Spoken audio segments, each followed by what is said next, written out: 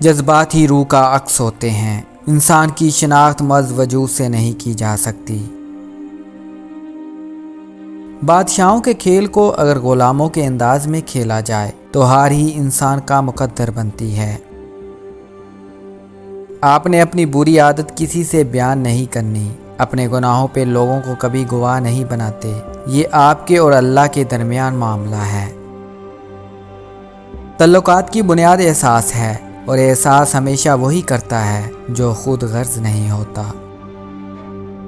ناخوشگوار چیزوں کو خوشگوار طریقے سے قبول کرنے کا نام ہی زندگی ہے۔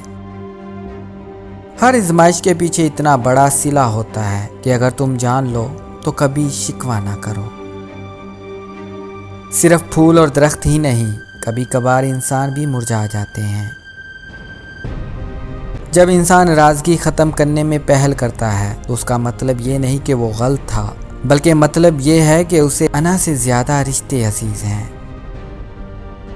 بعض اوقات لوگ دل میں باتوں کو رکھ کر ایسے لوگوں کو کھو دیتے ہیں جو ان کے دل سے قدر کیا کرتے تھے۔ باتوں کو دل میں رکھنے کے بجائے زبان پہ لانے سے مسئلے حل ہو سکتے ہیں۔ مجھے رب کی ذات پہ اتنا یقین ہے کہ آج اگر وہ مجھے کانٹوں سے گزار رہا ہے تو یقیناً غلابوں تک پہنچانے کے لیے۔ رشتے پودوں کی طرح ہوتے ہیں، جس طرح پانی نہ ملنے سے پودے مرجھا جاتے ہیں، اور اسی طرح پیار اور وقت نہ ملنے سے رشتے بھی مرجھا جاتے ہیں۔ ایک سا وقت کبھی بھی نہیں رہ سکتا، دن بگڑتے ہیں، سنورتے ہیں، گزر جاتے ہیں۔ ہم نے بھیڑیوں سے اعتماد، شیر سے ہمت، چونٹیوں سے تعاون اور کتوں سے وفاداری سیکھی۔